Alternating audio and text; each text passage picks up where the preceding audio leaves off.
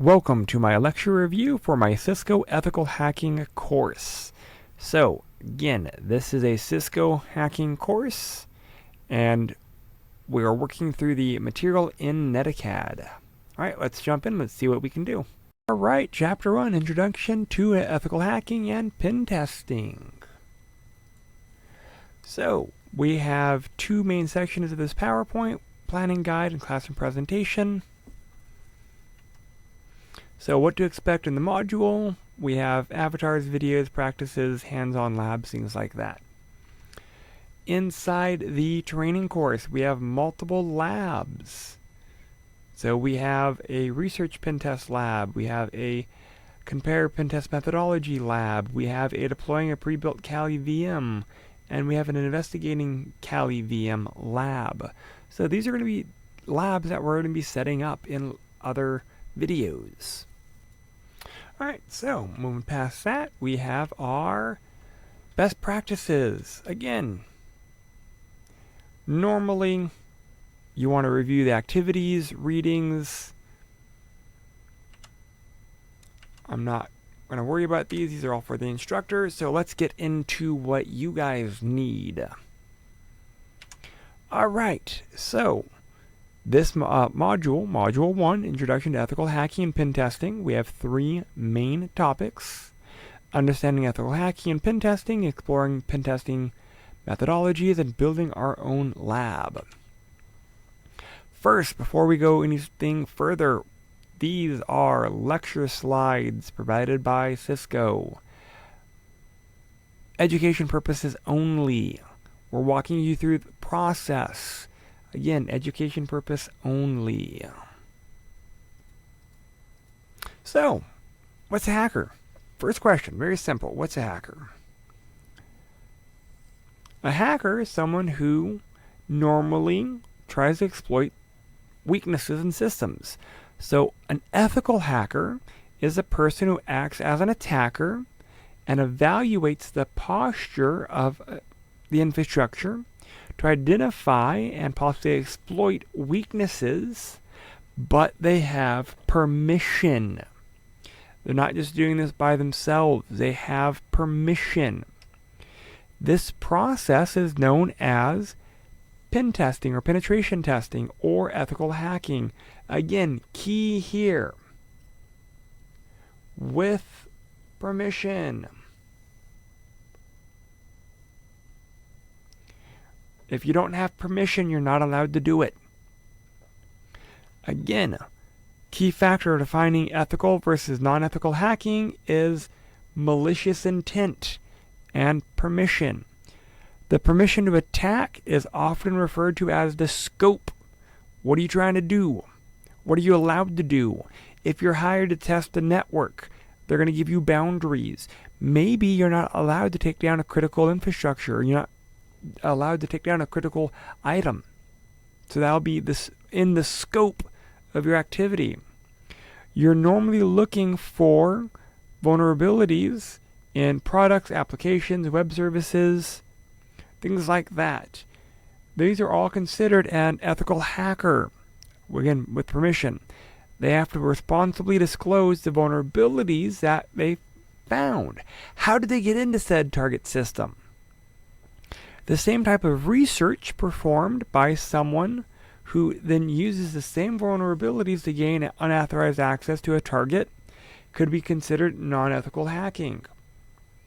Basically, a hacker is someone that's going to use the exact same steps that an ethical hacker would use and exploit the same vulnerabilities, but the ethical hacker has permission.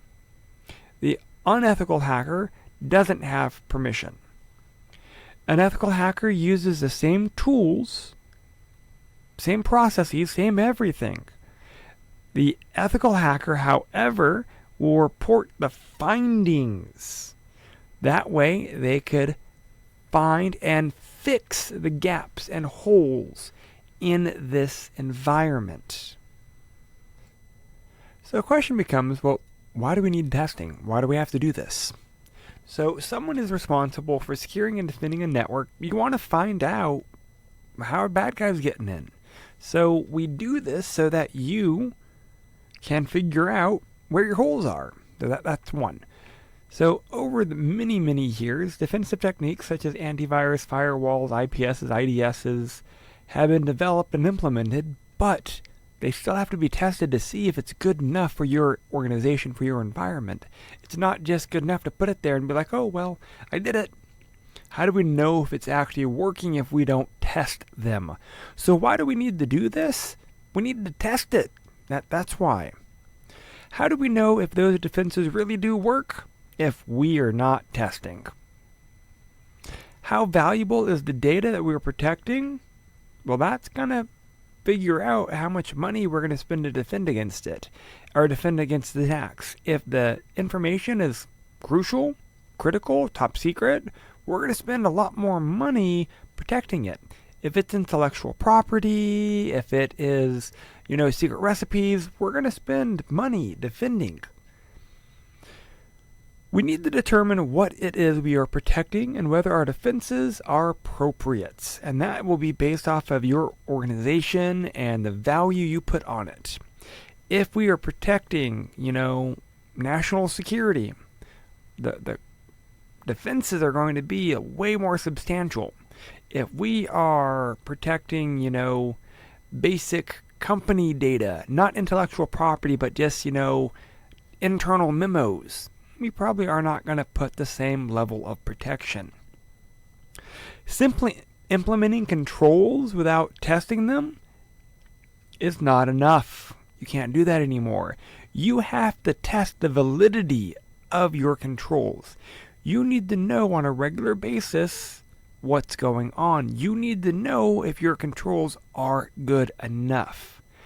The attack surface, that's going to be what the attackers are able to attack, changes well. For the longest time, we didn't have to worry about industrial controllers. We didn't have to worry about conveyor belt systems. Now, IoT exists, industrial IoT exists. Now attackers are attacking industrial protection controls or power plants or things like that because the attack surface changed. No one was really attacking the conveyor belts in 2000 or in 1990, but in 2020 they are. So the attack surface changes, and what we thought were appropriate controls, well, need to be reevaluated. Our posture need to be reevaluated, and we do that by conducting our pen tests to see what's out there and what we can do about it. So we have our first lab, researching pen tests careers. Then we have different forms of attackers. So threat actors could be organized crime, could be the mob, could be gangsters, could be lots of things that are more organized. We normally think the mob as, running numbers and, dying. No. They have transitioned to online systems, and they are still just as ruthless. We have hacktivists. That's an activist that uses their skills to protest. Hacktivists don't use money. They're not motivated by money. They're motivated by ideology. State-sponsor attacks. Nation states, that could be espionage. That could be North Korea, China, Russia, Syria, things like that. And again, what they're doing is, really depending on what their target is. Insider threats. Those are people inside the organization that are actually helping attackers do things. The best way to rob a bank is get someone that is inside the bank to help you. That's an insider threat. The threat comes from inside the organization. They have permission to already be there, so being able to use them to exploit the network is only a benefit. 1.2, exploring pen test methodologies and testing methodologies. So, we do have more than a single way to do pen testing. It happens to have multiple approaches. It's there is a structure that lets you know, hey, these are the common steps, even though certain systems might have more steps than others, but there are a typical pattern for this. We will be documenting the approaches. We will be doing the process of completing a pen test, looking at the different factors. We're going to be looking at tools and techniques. So why do we need to follow a methodology? Ed just mentioned scope creep. If we're trying to work within these boundaries, we have to have what our methodology is going to be. If we want to test a little bit more and a little bit more and a little bit more and a little bit more, the goalpost keeps moving. This is creep. Or more specifically, scope creep. When you have to know you're doing a specific task, and that's all you're doing, it's a little bit easier if it's structured. That's why we have a specific methodology for doing this. So environmental considerations, network infrastructure, applications, and cloud. So infrastructure testing could be could mean a few things. We're going to be looking at the security posture of the actual network infrastructure and how it helps or aids in attacks. Application-based attacks, focusing on security weaknesses in applications. Cloud-based is going to be more the responsibility of cloud security, but we're looking at different cloud models like SaaS, PaaS, and IaaS. Infrastructure as a service, IaaS. So we are going to be looking at the different environmental considerations. It's not just one and done. We need to look at each one of these to identify the pros and cons of the individual types of testing that we're going to be doing. So what are some additional environmental considerations? They are looking at the physical aspects of the pen test, because sometimes you may be paid to break into a facility. If your target is to capture data from a server, sometimes it's better to do electronically. Sometimes it's better to go on location and steal the server. Again, assuming that you have written permission and assuming that is within the scope of your contract. So this type of test can be helpful in exposing weaknesses in the physical perimeter. Physical security is still a major form of security, so we need to be mindful of that. At the end of the day, it's about exposure. If you're able to figure out what type of physical systems they have, then you can figure out how to better prepare the organization. So when we're looking at pen testing for a physical environment, okay, sorry about that. That's a little weird. There we go. We could be looking at the physical aspect of it. So, physical perimeter, looking at the placement of guards, gates, and fences, looking at the assessment for the external and internal physical controls, where are the doors, where are the locks, where are the cameras.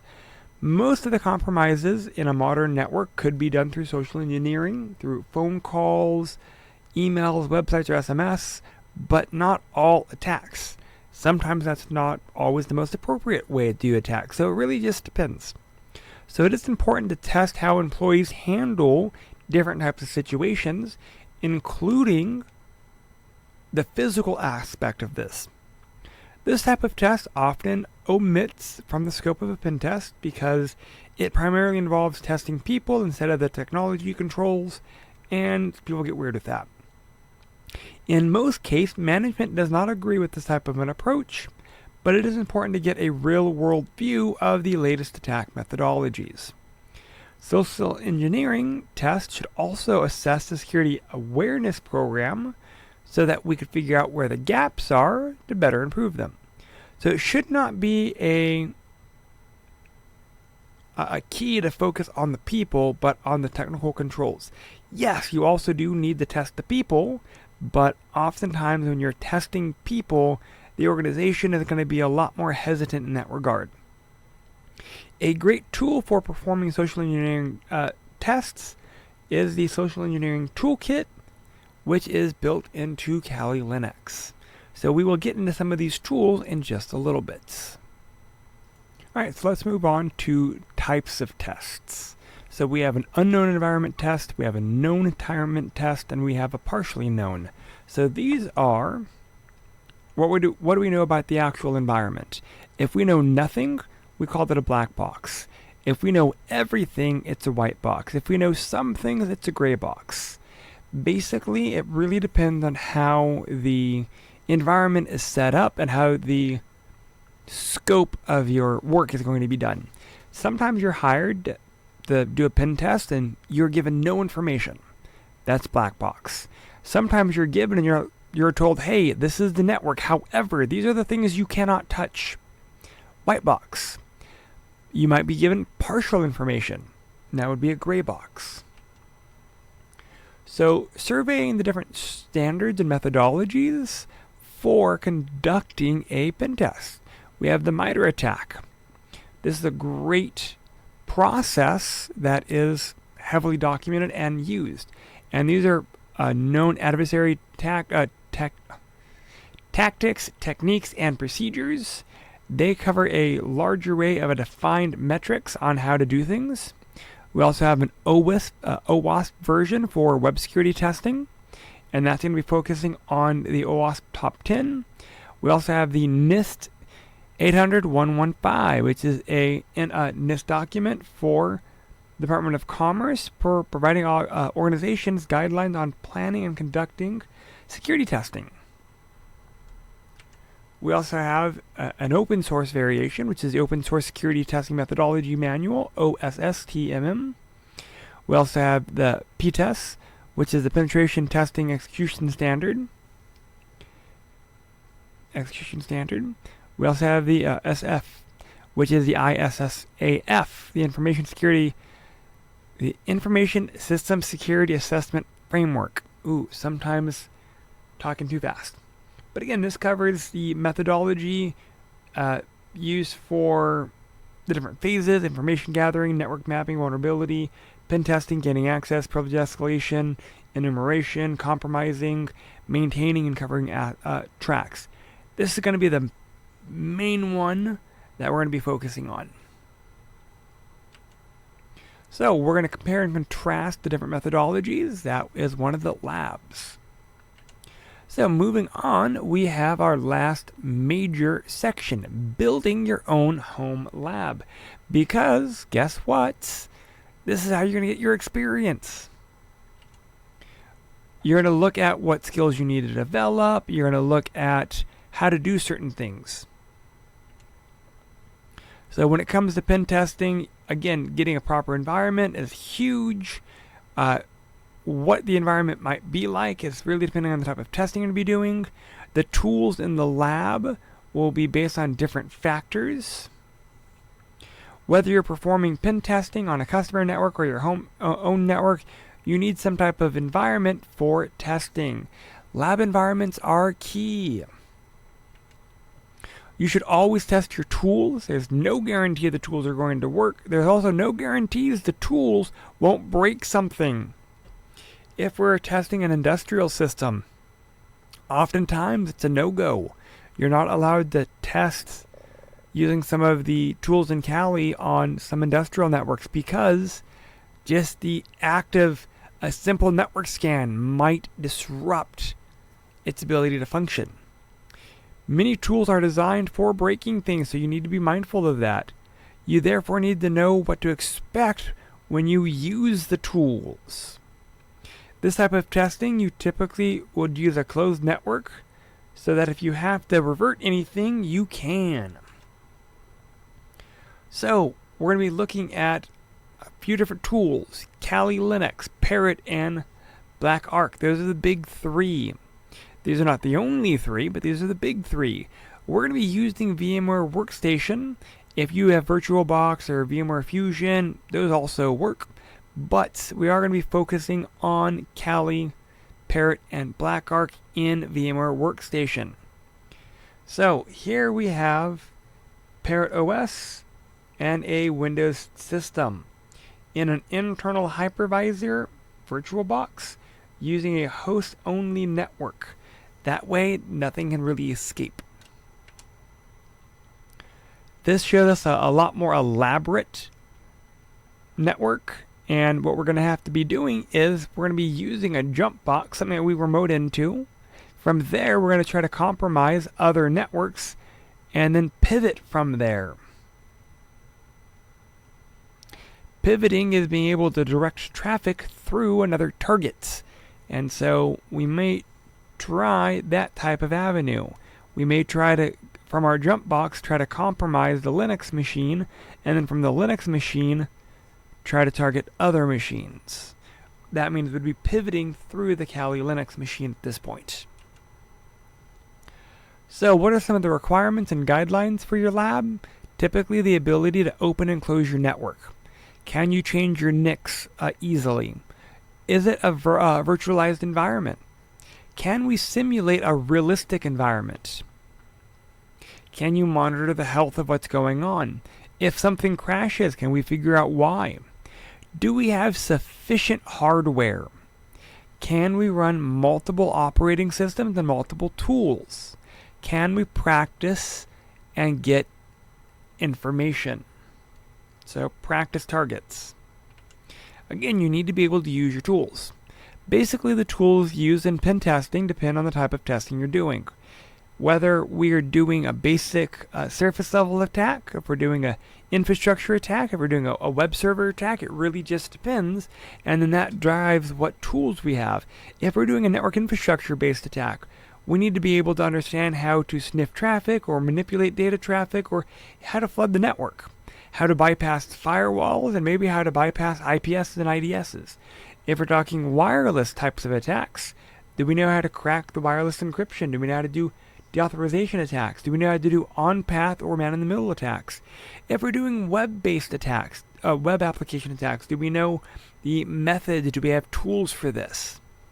So there's a lot of nuances that go into this. It's not as simple as I want to intercept traffic and do something. What are you trying to accomplish? That will dictate what tools you're going to use. Depending on the operating system that you're using for your pen testing, like Kali, there's so many tools that are pre-built in for you. So if you're doing a database vulnerability, you might be doing an SQL injection. Well, the tools are built into Kali and Parrot OS. If you're doing network scanning or vulnerability scanning, you're going to be setting up your environment to be able to test and verify. So with a lot of development targeting mobile platforms, there's an increasing need for testing these applications and the servers that support them. So again, that means you're going to be setting up that type of environment to be able to do just that. And don't forget, you also have the ability to be using fuzzing tools. And these are basically tools that are normally used for robustness for protocols, but it's testing. All of this is so that you can understand that you're going to be customizing your environments so that you can better simulate what a real environment would look like. So what if you break something? Do you have the ability to recover? If you're doing a virtualized environment, you should be able to revert things. So when you're pen testing, you need to be able to break things. And sometimes they don't recover on their own. So again, documentation.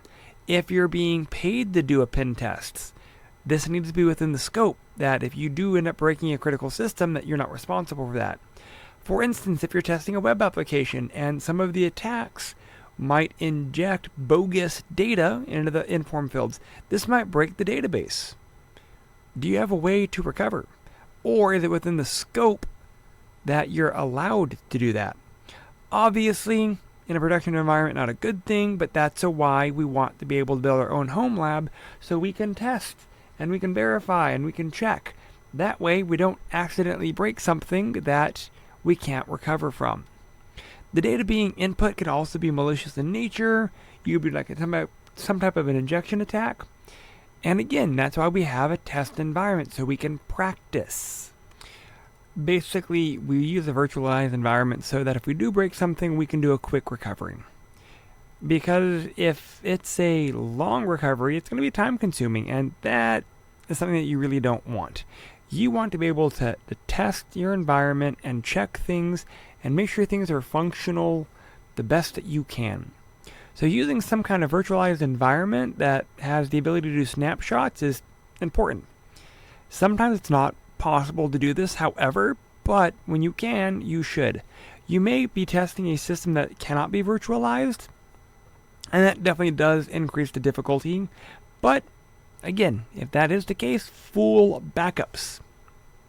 Again, keep in mind you are doing pen testing, so sometimes things do get broken, but you want it all documented. Alright, so first we have a lab setting up our virtualized environment, setting up Kali and exploring Kali. We have another lab, familiarizing yourself with Kali, both GUI and via the shell.